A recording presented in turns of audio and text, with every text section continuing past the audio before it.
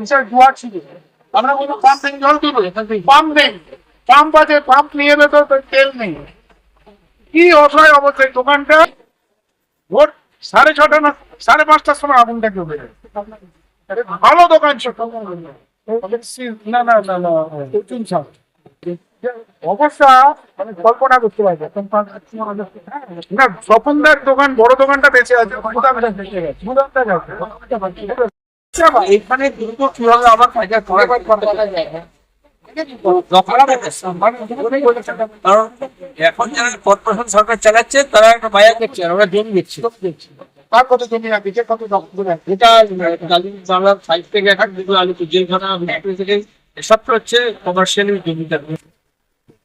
খুব খারাপ অবস্থা, ভয়ানক। কত কাটা জমি হবে? 100 বিঘা জমি, 33 একর। 33 একর 100 বিঘা জমি। এবার 33 একর জমি 100 বিঘা জমি আছে।